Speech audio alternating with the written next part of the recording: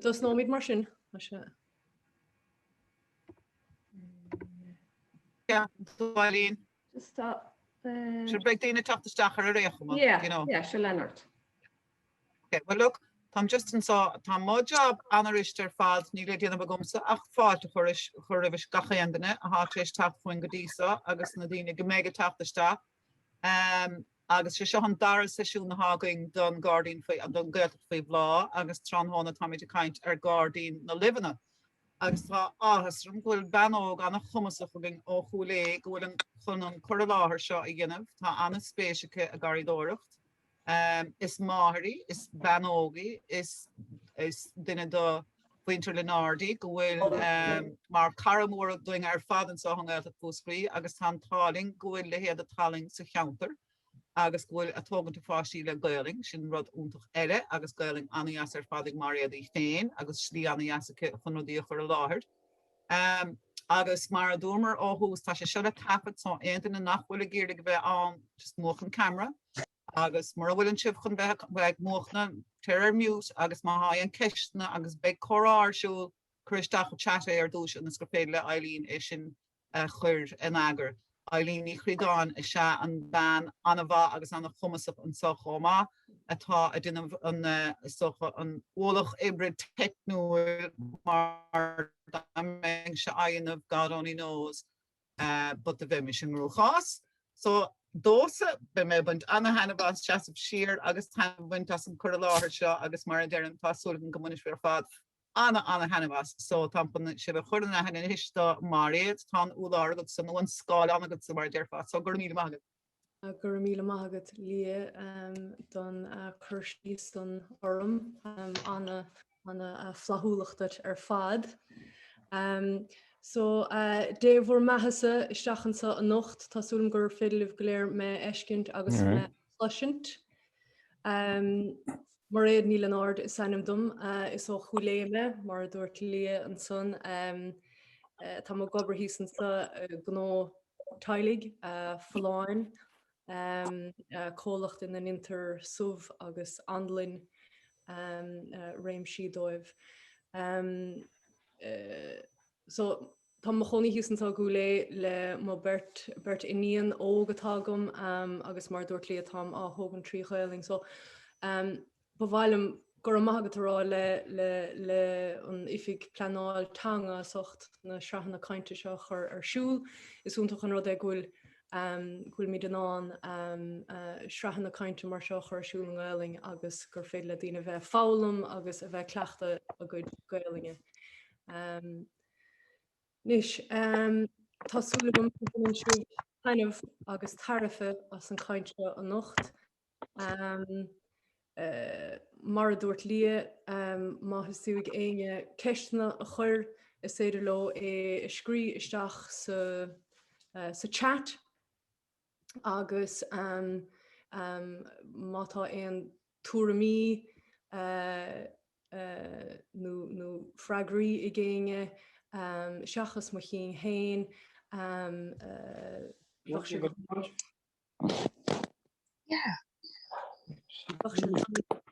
a roint. Is dócha dúrchan ará ríis inge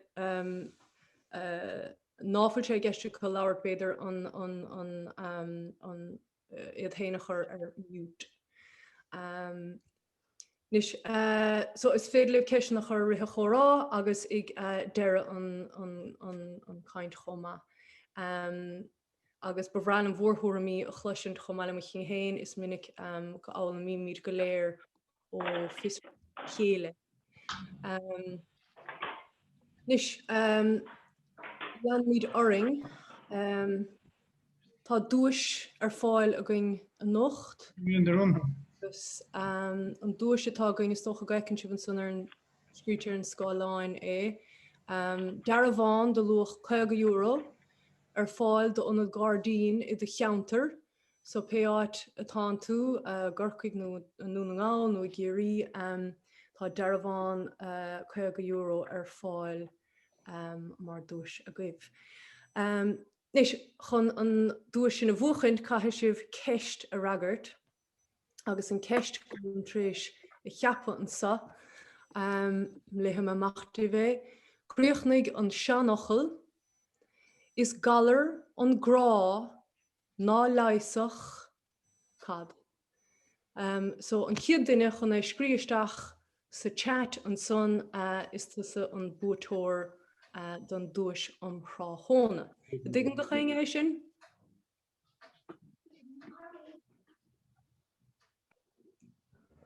Ok, tá bra. Mar sin, leanamíd oring. Nis, betsan sa an nocht a caint Ghaidín na Luibheanna. Agus mar dúirt lí sé seo an tarna caint an sa sraith. Nis, díortha bagáinní beag fé Luibheanna beidir, Tásúlam gur fé libh me a chluisint. Luibheanna is herbs a town, so a garden of herbs. Tá Luibheanna á úsáid leis na mílte blianta. Agus tá na céata cultúr timpeall an domhain inar núsáitead mar fíne sé leis. Agus bharáid an san cloisiim daoine caint beidir náfuil sé geiste chu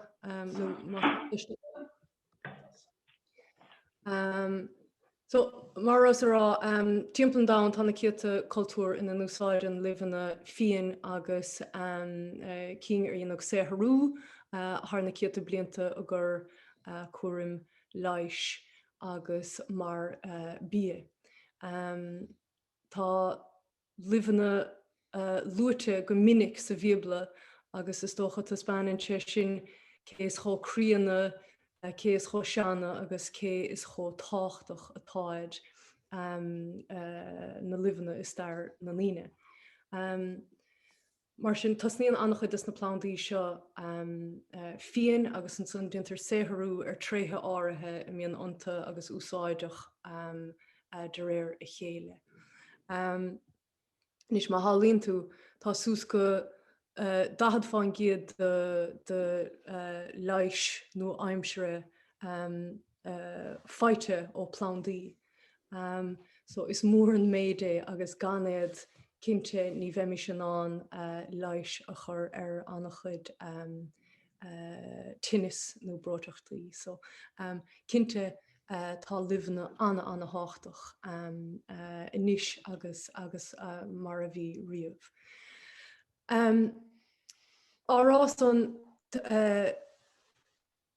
tá Luibheanna fian mar as rá go aitar annach chuid tréthe chun leisíanamh. Ach mar dus na Luibheanna son bíon tréthe níach an tá chomma.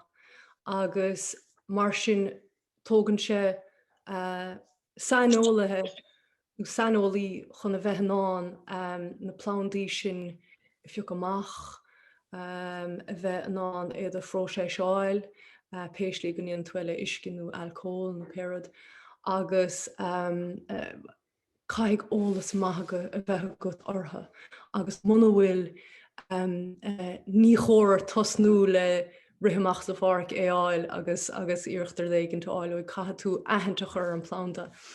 So sé a bhulthing sé ná go na móchtaíine amach, go dtína Luibheanna fian agus go nálamódís marálartha, go nálamódís an am den bliana mín se da, na dialóga, na bláhanna, na préomhacha, ciúca páirt le úsáid, agus aitheanta chur ortha a gur cúpla blian sa a déan siad an úsáid iad hain, mar is séidir lo go háirithe na cín le tréthe níach a bheith anna chain séireach.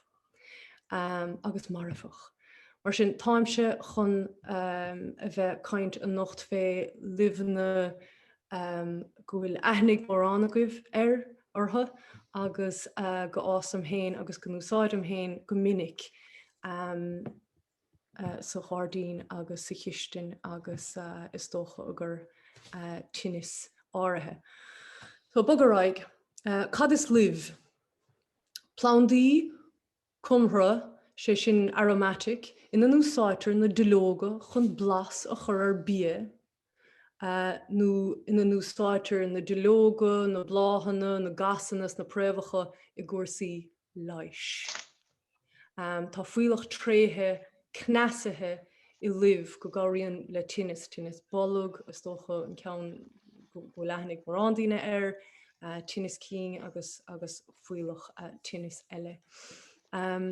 Brister libhanna sús a grúpaí áirithe cosúla gach plánda.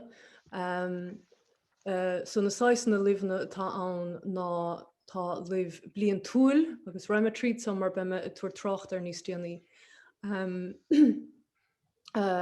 Libh bliain túil sé sin go ásan an plánda agus go imíonse chun blá agus chun síl agus go ainte bás in éon bliain amháin. Samplaí de plándaí bliain túil ná an cumán meall sin an chamomile, los a chéire, coriander agus an glórán na sturgeons. Nis is fiú rá cé gur plándaí bliain túiléid gáin siad bás is sé suair amháin, tá na plándaí se anna bha chun síal a chur amach. Mar gandát an cúis atá ag aon rud atá na bheithaigh nach an marachtant ó glúin go glúin. So chuirigh mór an na plándaí bliain túil sin síalta anna láidir amach go thucaigh an bliain na dhéag. All right? Nis déobhlíonn túil sé sin biennial, sé sin plánda go mbíonn saol chábhlíonn ige. Fásann sé an ciad bbliain, téann sé chun blá, chun síl agus an tarna bliain fáin sé bás. Samplaí níl mórrán libhanna sa grúpasa ach samplaí ná an persil sé sin parsley nó an carabás sé sin caraway. An sun tá libhanna ilbhbliain túil sé sin go dagann sé bliain in éag bliain fáin an fátra bás th halamh, síos go dtí an talamh agus féhbhun an halamh fan na préomhacha na bheithaigh agus nuair a thosníonn an sé suair arís brúhann na gasanna sústríad a chré agus tucha siad arís. Samplaí na plándaí seo ná an los mála sé sin lemon balm, an siabas sé sin chives agus an mismín sé sin an mint. Nis titan na grúpaí sin isteach grúpaí eile agus sé sin grúpa de libhanna crua. Libhanna crua is se libh atá ná gur aimseir crua agus libhanna bog. Cí náfuil in an den aimseir beidir go gafaí ás fé chosint I tig linn nó stig sa tig. So samplaí de cí bog ná an basil sin los a vic agus samplaí de libh crua cosúla an mismín nó an sáiste sin sage agus mór an cí eile. Chuma tá grúpa eile an ditráníthe chahabh caint marálartha libh siarglas sé sin evergreen, cosúla sin dialóg láras sin an bé, cosúla na crín, ní chaile sin na dialóga, fanna sé glas tríd an bliain fad, so an áíire libh gohfuil sár luach An son tá libh in lumthe, dear cosúla plándaí libhach ilbhbliain túil, cailthe siad san an fásra glas agus tucha siad thar náis an son arís. Nis a bogaráig. Bhfuil go chéinge lum tá go bra. Nis úsáirte libhanna mór an slite gúil mí tristal tríthe hána héin ach a gur blas aber. So curthan libhanna blas lebie nó túrhann sé blas an bhí amach. Samplaí seo ná le feol nó le íosc, prátaí, glasrí, torthaí agus fiú míslein. An son cuairmí leis tam cinnte gohfuil annach a díobh tréis in Chile sin infusions a dhéanamh nó a bheith aghaidh le Luibheanna agus cáirítear leis an aigeine, cáiríonn go mór leis an aigeine agus an corp a chiúnú nuair a úsáidtear Luibheanna an clíseo. Agus an san gandá tá dochanna eile gur féidir Luibheanna úsáid le chomá cosúla dochanna alcólach be muid a trocht ar sin go léir níos déanaí. Nis slíalach an Luibheanna úsáid ná mar taspáintas fásra nó bláhanna ornádach sa Ghaerdín. Fiochan Luibheanna anna dheas go minic bíon bláhanna deasa ortha agus delóga le dahanna agus textures de friúil so is taspáintas deasa Ghaerdín iad chomá.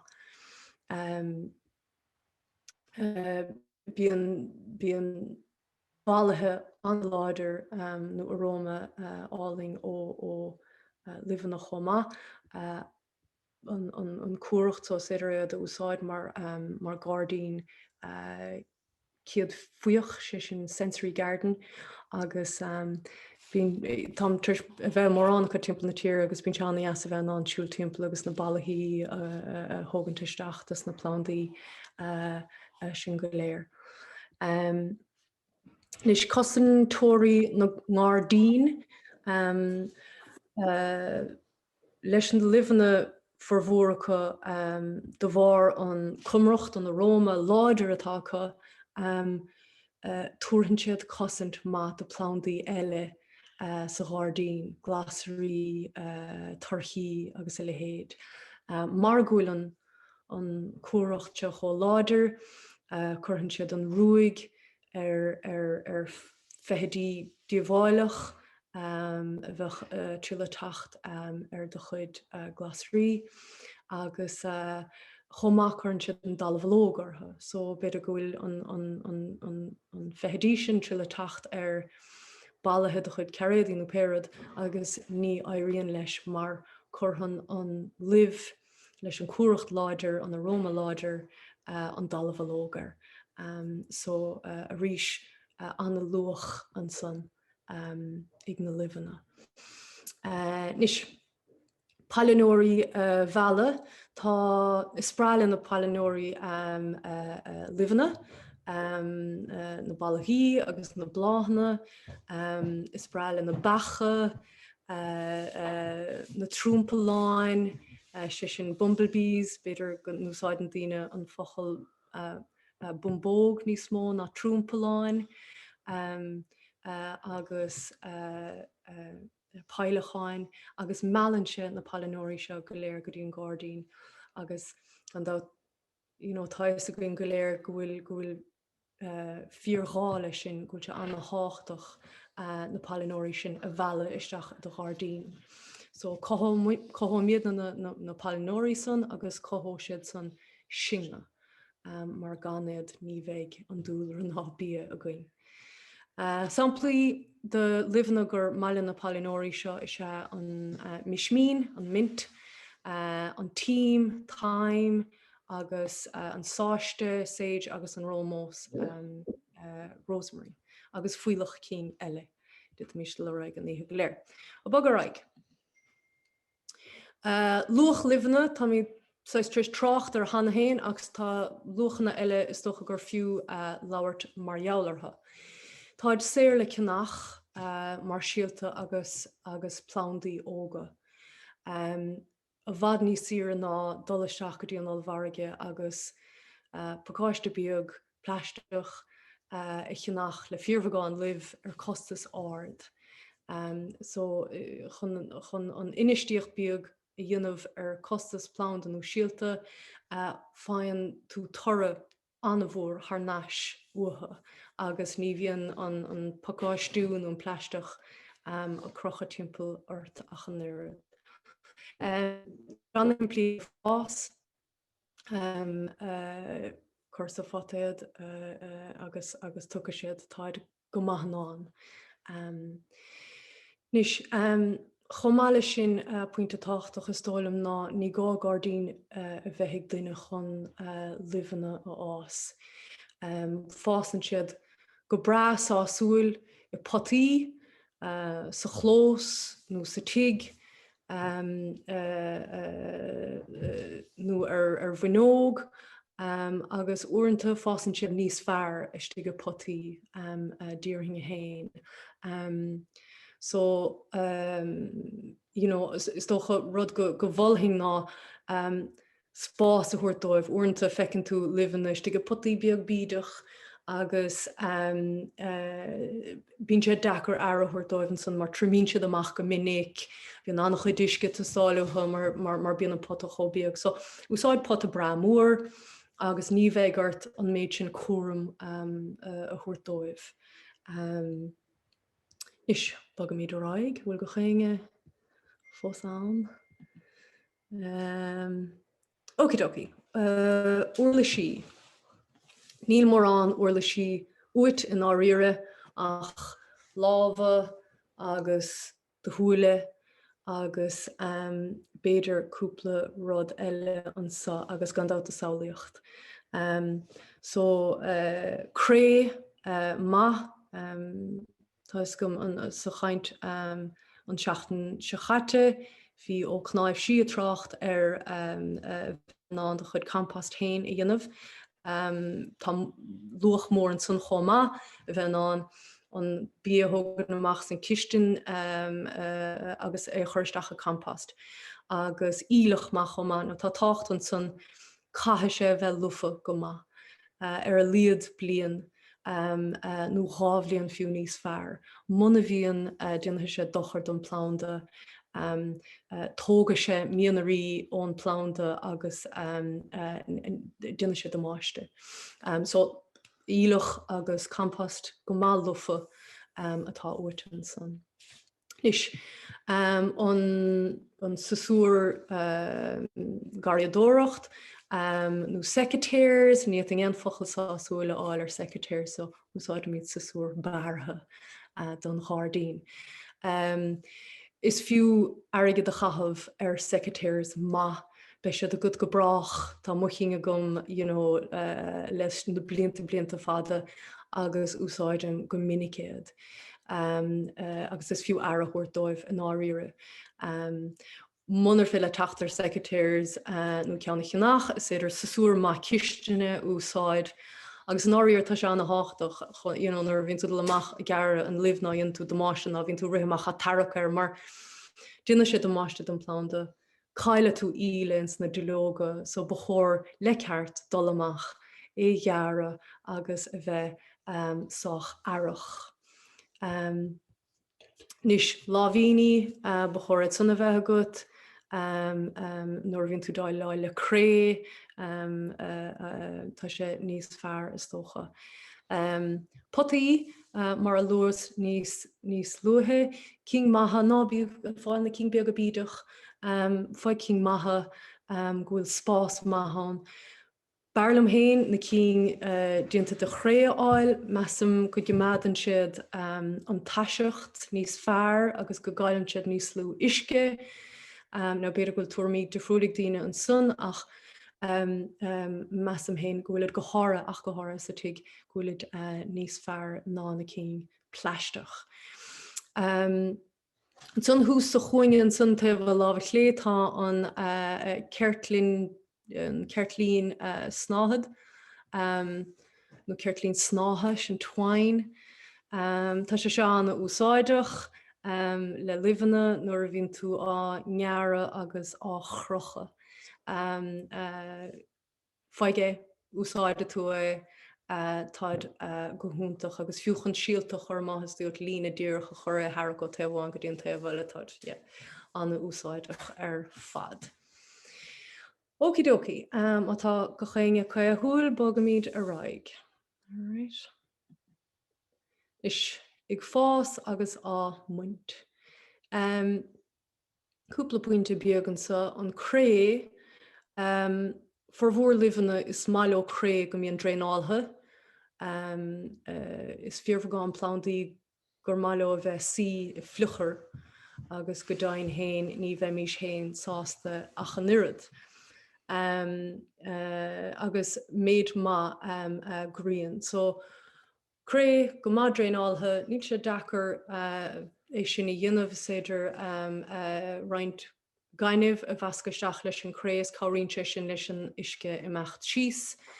A rís tá potaí go mad an cúise nó mar atá gom héin tá mo chuid Luibheanna roinnte gar liad istigh le pacha atá ardathe ón talamh, so cáirínte sin leis an uisce dréanáil síos. Nis buint na Luibheanna buin os na Luibheanna go minic. So sé smó buint a dhéanaan duine Luibheanna nó go minic sé is fearr á ásan siad. Agus bí a buint ón plánda fad, ná bí dúr chasáir taobháin don plánda fad. Cáirínte go mór nuair éireann siad gearra an sothag san súd chun an fásra nó glas a spreaga ionta. Alright. Tá go bra, bag a raig. Nis, tá chun láirteanta fé roiintas na Luibheanna coitianta, Tá cinnte go leithna goibh ortha agus na cín gur mailim héin agus atá gom héin sa Ghaerdín blian agus cúsáide. So, ansá tá libh ó clán na nóníní, an chamomile agus an Gaelingetar chamomile ná an cumán meall. Bhís á all an sons ar a hanís chun an chorráise a bheith a gom libh chun iirecht an meon agus an corp chiimad sásta. Nis an ainm ó líoch an plánta ná matricaria chamomile. Sé seo an cumán meall garamánach. Tá ceann rómhánach an chomma, ach go hundúil is I an ceann garamánach an úsáitir a gur insile té agus ile agus I mórán airí leis chomma. Nis is plánta blian túil crua I seo, so bhí mar tracht níos luathe plánta blian túil, so tucha sí, chur sí tucha na bláhanna, raibh sí chun síl agus geo sí bás an éon séasúr amháin. Tá sí go maith crua in ná an daileáil leis an aimseir crua a bhíon an sa a go minic. Chomá tá sí anna bha chun na síalta chahabhamach agus go dagan na síalta sin a ríis, survival of the fittest is dócha. Bín sí Feabhra ó mí meitheamh go mí úil, agus is plánta maith tapig é seo. An tú caintear timpeall 15 seachtain díog nuair a churthain tú an síal go dtí nuair a bhíonn na bláhanna bíonnach olamh le peocha. So tá sé sin tapig. Nis, úsáid an cumán meall. In insile chun taobh agat, tá cinnte goil seo léir, trí sé riaile ar a liad, is plánta anna bhathe mar a dúirt chun an meon agus an corp bhuiliú síos. Úsáid am héine mar a dúirt agus túrtham do a leanaí nuair a bhíonn siad a chailúnt a gcuid cín. Agus is smailói agus is aistriú deasa ó isce. Is éidir an cumán meall úsáid a Ghaerdín mar bláhanna ó nádach. Nis fásan na bláhanna soch ard an cumán meall an ceann garamánach, an ceann goil míad a tráchtar. Tá tú caintear timpeall 6 lí, sé sin about 6 inches. So tá sé sin sáthard is tócha choirínte sin chun na bheanán na bláhan na fiúcha nuair a bhíonn tú olamh chun iad úsáid nó a chrimú. An chomán meall rómhánach a bheith níos rúnaí agur imil an Ghaerdín, bíonn an blá sa cheantar íseal go maith timpeall há orlach nó trí nó mar sin. Tá cumán meall go húntaach an smachtach chiad ar fehadí mar rá sa Ghaerdín a ríis an ballathe láidir chuirn an dalbhalóg ortha nó chuirthainte an ruúig ortha. Chun an plánda seo chur cré le dréáil maith agus í lunathe sa chríon omláin. Chun í a bhaint peoc na bláhanna go minic ar léanta Grianmhar agus buin na bláhanna nuair atáid ina thomláin oscailte. So feice tú an blá be siad a goscailte be siad bíonach a lúba siar tá an plánda olamh an son siidir na bláhanna fiúcha iad a legamach ar pápéir. Bhí cinnte seo híonna bhar lá tá trim nádíine ar bhíonn sé fluchbáte mar tucaí clúamh lí ar na bláhanna agus látha siad is ní bheith an úsáid. So peoc ar lá bra Grianmhar bheith sin níos fearr an bhar maidin mar bíon an méid ile is smó sa bhlá ag an am sa. Iad a legamach ar pápéir nó ar líon agus iad a frimú ní thóga sé bhd an éair. An sunna sé le a chiimeadiste go prócan nó stáin agus leanthe siad tá sús go blian agus é trim. Agus is idir úsáid úr chomma. So sin í an cumán meall. Tá cúpla clasan na deasa leis an cumán meall is idir í úsáid I bláhan na geartha beidir go gáin tú an Ghaerdín nó beidir go bhfuil tú tríise a chinach.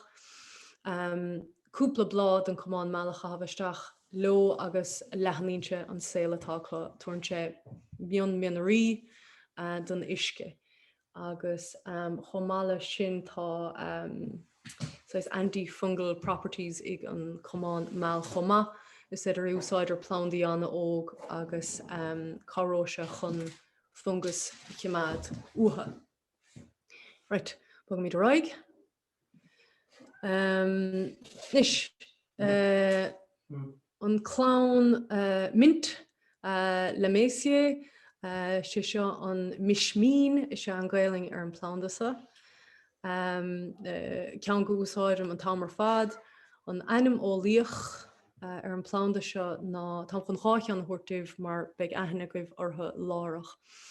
Menta spicata sé sin an spearmint agus an gailing atá ná ceartlan garraíodóireachta agus is an ceanse go úsáidí go handúil in anlam agur feoil agur cuiróil. Agus an tarna ceann ná menta piperita sin peppermint agus an gailing ar sin ná lus an fiber.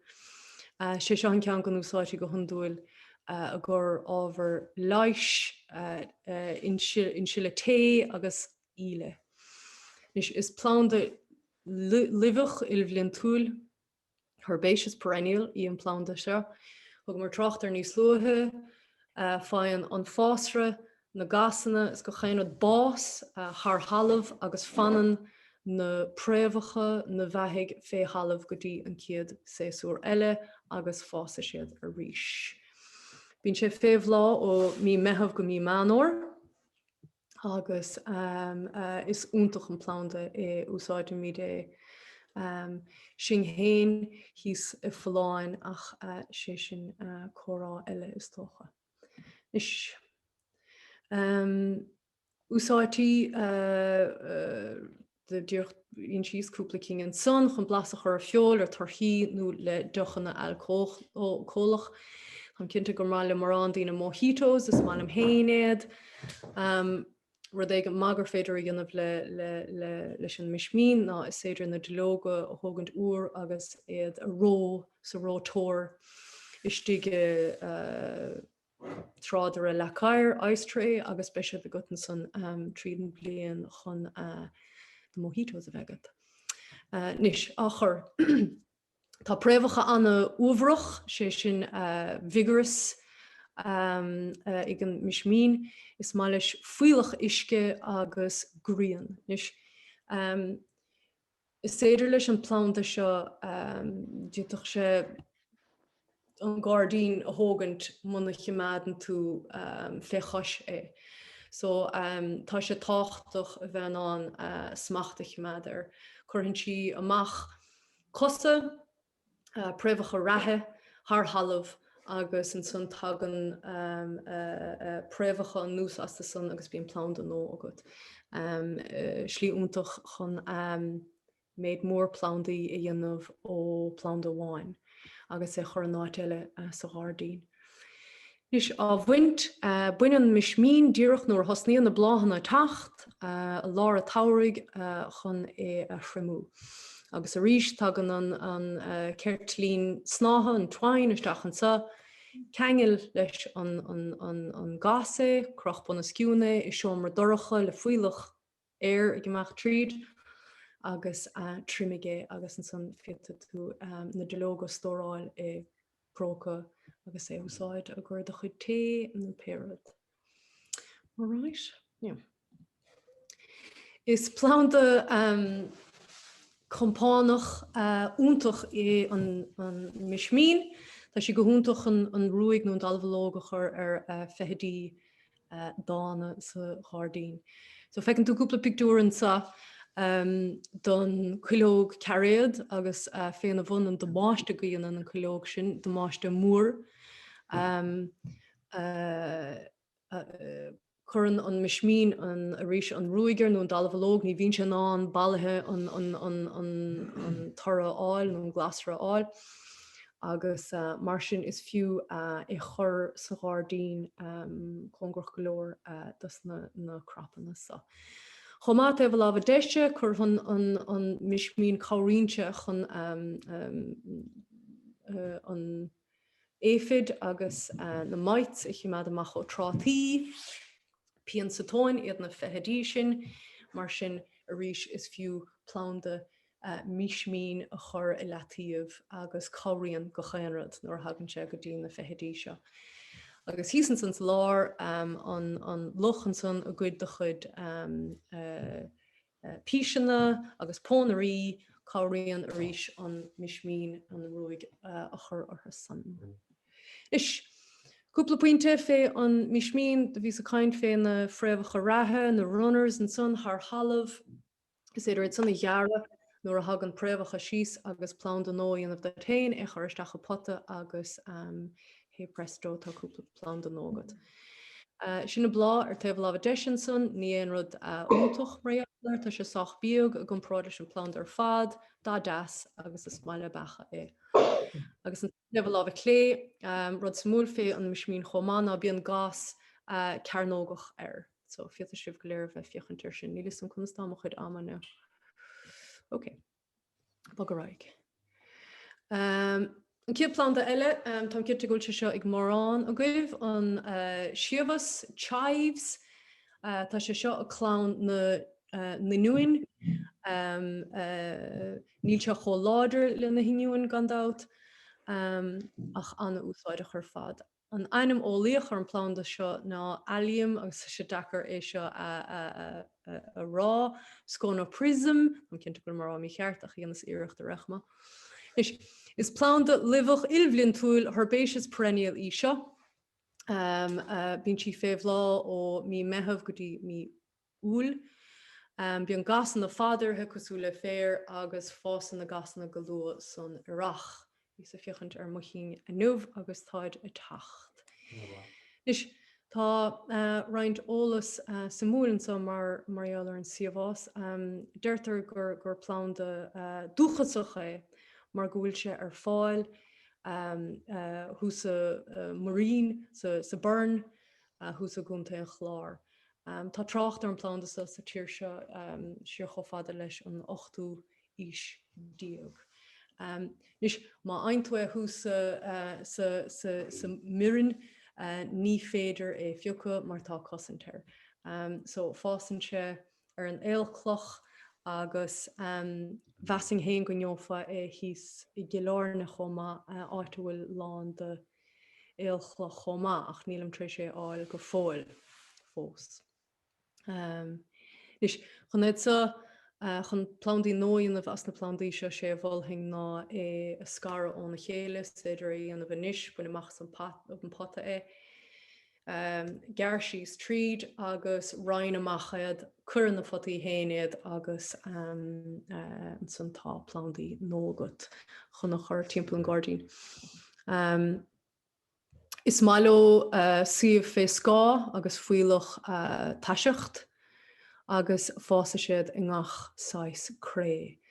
Is a gach páirt an plán de seo úsáid an gas na bláhanna, tá gohúntaach le prátaí le uimheacha agus níléad cho séamh leis na inniuin agus ní chuir siad a Gaelta ach an Mairéad. Nis chun éad a bhaint olah le peocha túpla 5 seachtain ó tús na rach, gear síos congracht an talvéad tréis das na bláhanna tacht chun gasanna nó a sppraga. Tá meabhrach maréal ar an am agus tá cúpla rud eile little treat. Nis, an ciad ceann eile, an creibh sé seo gearlaigh I chlán an inniuin chomá, an ainim ólíochatánsa ná allium or sinnim, is plán de livach il bhliain túil thurbeis perennial le blibín atá ann. Bín sé Feabhra ó brán go meitheamh agus fásan sé sús go fethe orlach. Nis geo tú an plán de seo go for lehan a Ghaelte, deciduous in lumha. So go chaile an canopy ar bar a rithigérig, agus toslíonn an creibh a fás ar an uirlár, agus féin drá go ásan na dulóga haar naisir na crín hús ard bíon an creibh a mithe. Agus curthann sé réimse bláhanna áling bána ar uirlár cuilte timpeall an tír. Tá sé fáit is éiscin go for lehan.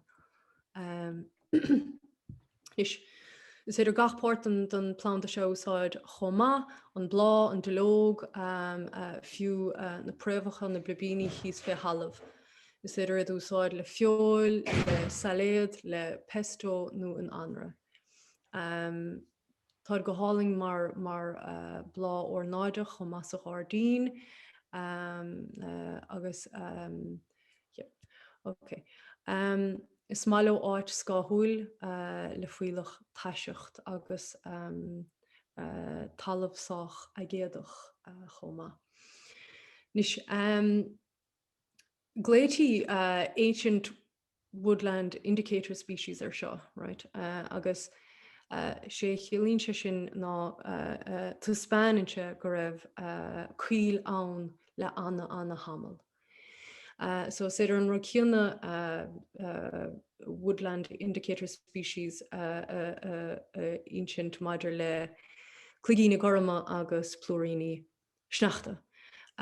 So tuspáinan na plantaí seo go mbíonn na cuilte in na ásanse de ann le anna hamal. Nis bhíúrá gúil plánta eile go íoch an annachasúil leis an creibh agus atá annachchain séireachs tá sé nínach sa caithfar a bheith cuairmach agus sé sin an lily of the valley. Tá an dulóg díorchasúil tá cháidirfriocht príomhdifriocht ann agus sé sin. Go mbíonn bailithe garlóg ón creibh agus níomhíonn ón lily of the valley. Agus chun mátá an blá difriúlaach tá seansán dá bheith fáfiú go sardagan an blá an indicator an san ná tógbailithe do. Muna bhfuil bailithe garlóg uig níhé an plán de ceart atá ann. Tá sé táchtach go dtí daoine é sin mar dtífá chunéigean a bharú. Ok. Is bag mí raig. sé seo picúran sa do Cúisleán Bláirnan, agus sin Faoiseatán, agus siúldeas tríd, agus an creibh a fás mar thimpeall ar na cring, a tá sé go háling an áir. So fiata se bheith gemachten san is agus a bheith piúcha agus a déanamh bhórchaid pestos. All right. Is ceann eile an loch for ná team, time, tá sé seo a clán mismín, sa clán an mint, an einnim ó líochatar ná Timus Vulgaris, is plán de il bblion túil crua hardí perennial atá ann. Bhín sé Feabhra ó meitheamh go dtí mí úil. Nis an chud úsáideanna ann úsáidem se go minicé a cócaireacht le feol, le iasc nó le glasrí. Á bhaint piúché mar atá sé tostáilhuit agus an son sa chiad blian den plán de túr bara ma de uairháin agus an tarna blian sé le há bara má a thuirt don plánda. Agus cimada sé an fásra go má láidir agus lán, orintanta tagansáis puil nó áirinse sáis legí cosach na de cad an focht núsáidfa ach má thuirtún bara maisin de cimada sé go má town í. Nis is éidir plándaí Okay. Is éidir plándaí nó a chruthú ón team le rud ar bhanim léiring le sé anna tí. Beidir neadidir, okay, bhfuil chanégan an son Eileen bhfuil náfuil isacha náfuil it muted beidir.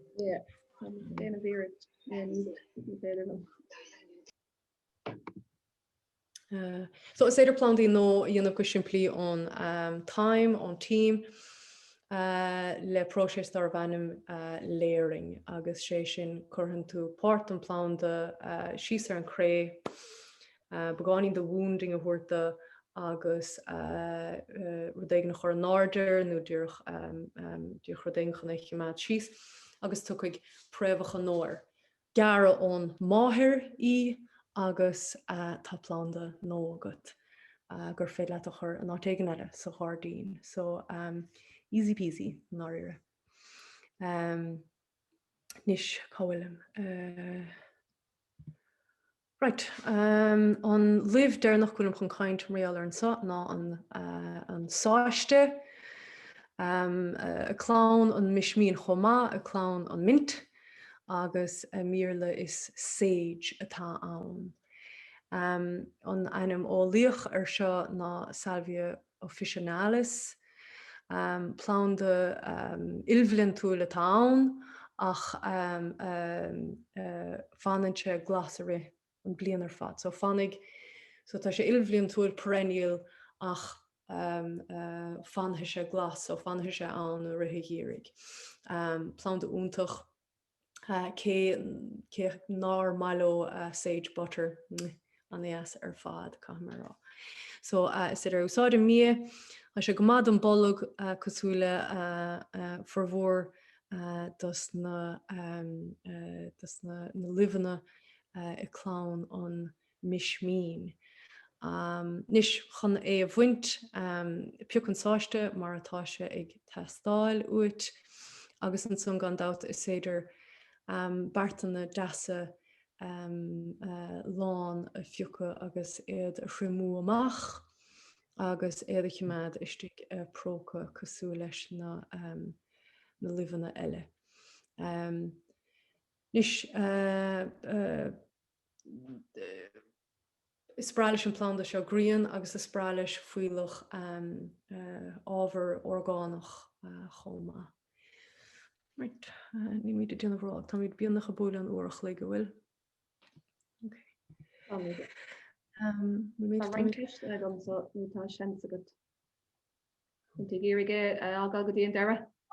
No, dinne chuir an ceist. Okay, so ceist ó Máirtín, má chuireann tú mismín ag narí na glasrí bhfuil dain sé an go leacaibh siad shelf ar na glasrí nó go blociigh siad an méid atá thart orthu. Cínte, ceistúntaach slíach an plándaí cosúla an mismína chur ná istí go potaí. Agus is féidir chiimead fé chois si chéadal síos bheith nó cosa sin go chuirn siad amach ar halamh I dhearra. Right. So cá tú deoch bagáín sais TLC huirta sa chasan chun ná hóga siad an áit ar fad. So deoch ciimead á dhearra a chu stig sa fota tuairtha sé cosan áirithe dot. Agus tá rud ar bhainm plunge patting agus tá anna bhór ina bhábhar. Agus fecinn tú picúrin san na taobh lábh chléada. Ná tá sé sin anna for mátha ach is ta spantas das ar cad spríle plunge patting. So chuirhann tú an mismín I pote agus an son chuirhann tú an pote isteach sa talamh. Agus tuairtha sé sin cosint éigint ná éalóig an plánda, éaló sé fós ach ní éaló sé cho tapig is dhéanach de ná. Ciimeada sé leistigh de spása agus tuairtha sé fós cosint éigint I gcuine fehadí díomháileach atá lorug agur de chuid glasrí. Ragurinn sé sin an ceist? Yeah, correct. Okay. Tá ceistile ó aine. Má tá Luibheanna le chur arís in lína an moscí nó potaí an gá an cré nó an morín a athrú inis. Díad fá dorm don seannach ré úsáid in áíre bechóir beidir cré nó thuirt agus idir rointeile composter vasca seach leis bheith chanach is na míonarí tócamach don crééis sin hana hain, so is maithan rud é so is refreshing in bhar an crééis sin istigh sa fota. Agus tá ceistó Anna. Brehrálam garlóg íon a bheith ag fásagam. Cá bhain tránda nó pór síán de. Mar Hispánis le an sonna Cuisleán a bhlárlan diad fáisiúil síos an son agus beidir mála bheith agat. No, ní féidir a fiúcha in áit gohfuil cosinte ach dar bhóldum sa nílte an lárne cosinte. Fáin meas an annach chudaine gur pest é an creibh. So díad fádul agus roint hógantain san ní gá mórrán nátóg na blebíní fé halamh atá anna óg, tóg na cí atá fásta agus tí an annach chudaine síos go dtí áit na cosúla sin chefs agus ruúla chun rointe fiúcha so tám cinnte ná bhí an fáib leis chun fad is náonn tú clearing ar an áit ar fad. Beidir go me drop láir na sé sin ará ach táid a fás I cuilte mar dúras a cuilte mar chiampla na tíre agus smuoine féin na deciduous forest sin, tá rointe go timppla an tír nílas an cabhain tú áine ach tá cinnte gur féad leat nóir bheith an díon glasú se hart cuairte chuirt ar ceantas na cuilte seo agus beidir plán amháin a hó thuáil. Rónarm tá Anna ag cuidóir. I mídóir na? Se. Oi. Agus ceistó mára ar ceart tím a garra. Ar ceart an tím ó cinnte. Cinnte cáiríonn garra siar le gach nó ar liad formhór dus na Luibheanna agus an tím sé ceannacha. Má ágan tú éiríonte anna cosach anna legaí ar fad, so cáiríonte a bheith piúchar sa chéadal síos ach gar das ní síos go dtí an talamh ach beidir cúpla orlaí ó sa chion agus fan go dtí go mbíonn an plán de ar liad sé orlach nó níos mó de irde. Agus mar dúras más plán an nó tá an tuair bar amada uair amháin an chiad bblion agus an tarna bblion fiata tú dhá bhar a thuirta cean san arach agus cean déanach sa saora. Agus ceistúáin well ó Robert ihím inún bán agus dar ganstró a churann sibás dá chrí mílta orm agus seachníam de bhar an gnáród é seo. Go gur an teistachart a bhla ganna? I mean má chun teistachart náthe, gan dábh churann le rointíine is tócha an gná rud é ní lisagum ní chuintse isteach náach ormsach beidir gúte ró láidir. Tá sé trochttar an creimhne an Bán agus darag an té gur hartborn goil sé trochttar an son sa bhélas go bhheicem se Mairéad mar dúrann sé si was dóig chrí stochas so hartborn. Yeah, so mín choch an mismín lei sin agus beidir in inad insile té de mismín a thógant an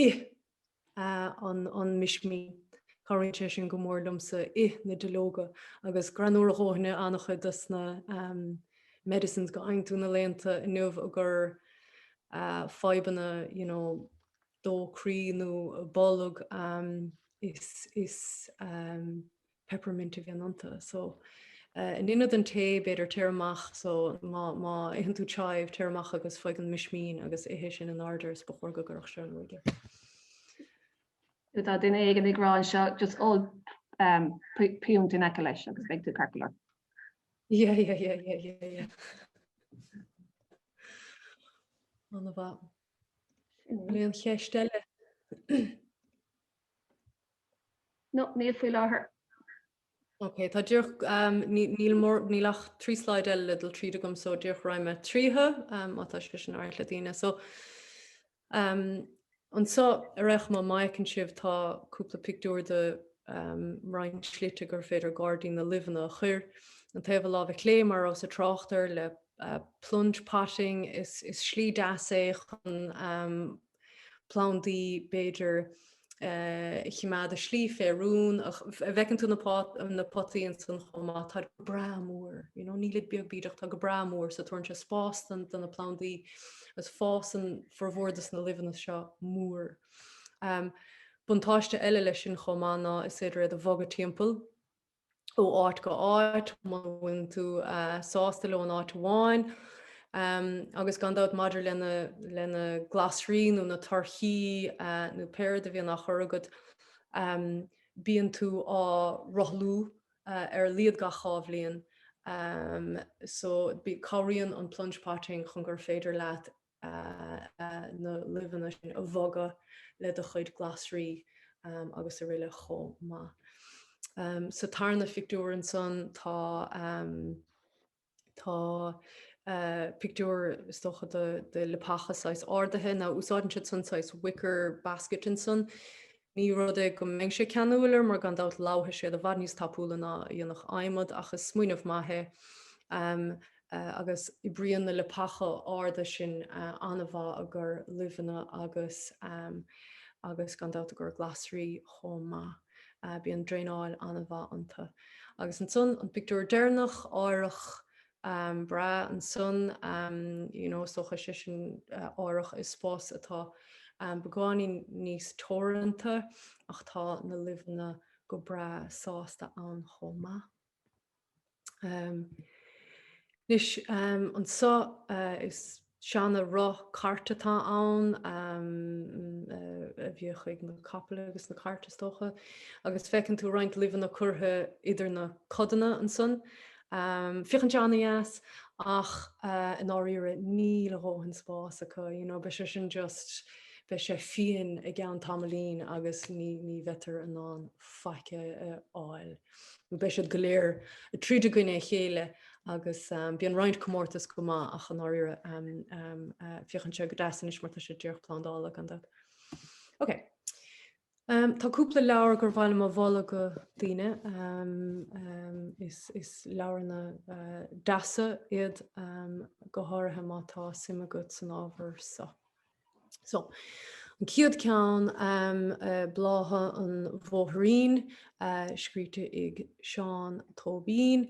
Sé seo leabhar beag le chuirsíos deasa ar Luibheanna agus ar bláthanna agus plándaí go aontu san nádúr an sa tír seo. Leabhar deasa agus bheadh sé go deasa é áil mar mail agus tána scialta gar an tá chuma.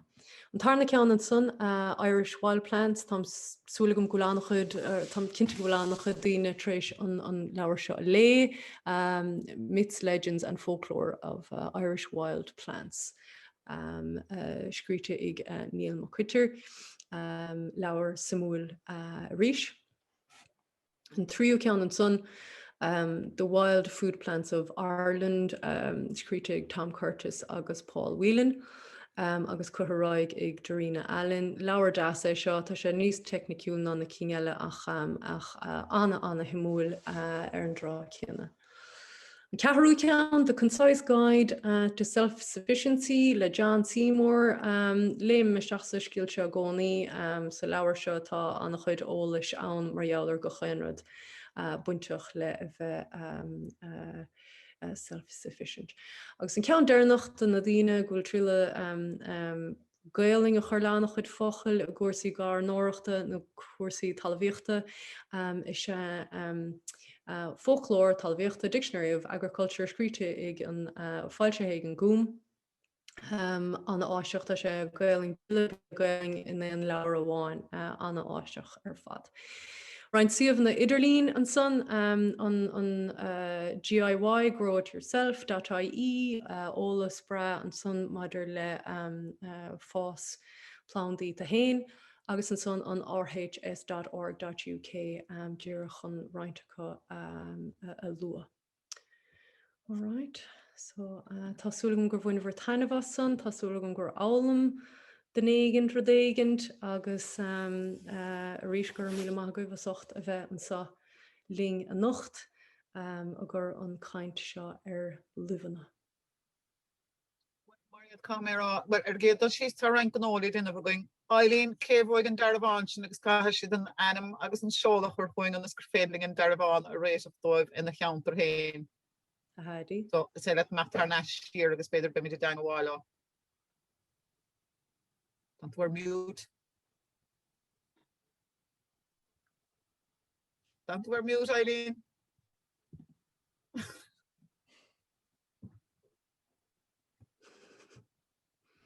Oh yeah, hi. Run her pushing. Yeah, Boig, Rosie. Rosie. Well, Cóhar agus Rosie agus sure look Kirschkiel chun Rosie leis an seola an gur féadling an darabhain sin eagrú agus look camera bí an caint sin fó úntach Mairéad gur thugus well is just the chemadis mé a gur an ámar fad agus near roihís an támas láú agus taptartí anias sé tapteach so cinnte is solim go chóir bheith in an saise rud a bhaid níos minicí mar is léir goin tú chol cumasach aige agus an stórach a bhí gut agus an curláthir ar fad agus an ólas ar fad reinstein capan gribh sé just go háling so tam cinnte go méid daine a buintánna hanahas bheith mat siar a féchan tar a ríist tam héin chun dul a pléiles na plunge patting sin grá a cheantar agus camera raibh anna is very so excited a queen of na mojitas agus agus an mismín is cúis maithe dás chuige sin a bháin. So look at stand tan tréis mise kint is spraga chun dolamon Luibheanna up sa Gairdín agus ní ein áras fao sin agus tam cinnte Harcán gachéine gur raibh gháil part not go mí Harbeh buochtíad táim se Harbeh buoch fa da Eileen gandá gur an cúnmh ar fad a thug seo heh cuasí technoléachta cumad an seo raig agus na Oifigigh Pleanála Teanga ar fad go raibh a túirt annach chud takeíocht a gur an strácaint na seo a chur fan cín Katie ní dén si go hágan ling an sunfama agus bhí me jellyling ó an carúa so look tam an bhuiach agus tamasúla fichan siir se ríéis mar tamarádach Mairéad for the behind us on his miniki, to just arouse an absolute natural marderfa. So I doch go lean de lerá san ach tá manna buach ríis agus mar an tanna tachtí ar fád tachtteach Mairéad, you know, de fa chlár be go do chud héin ar TG card nor RT. Agent Lia. Ah, well, look, because you know, tá méid námlis for agam. But look, sto bhag mé siúd mar atá sé agus feice míid si bhar fáidir ís beidir an bharte chuing agus Mairéad tásún go metún ar daint agus beidir go meach breis ceistna ag daine mar stocha gur sais fórdam náb ar máte agus má ha fáin ar daine beidir tacht chut an tacht chuing tuigem gúil den éigen eile a bach beidir go medidir cíine bhar ceistna gur fébling rodégan te agrú chun sin chun freistalí an bhar sin amachchan sa. Tá go bra. Okidoki, gur míle gach endana. Íhuagadh gur mágadh. Agus fáil agus fan.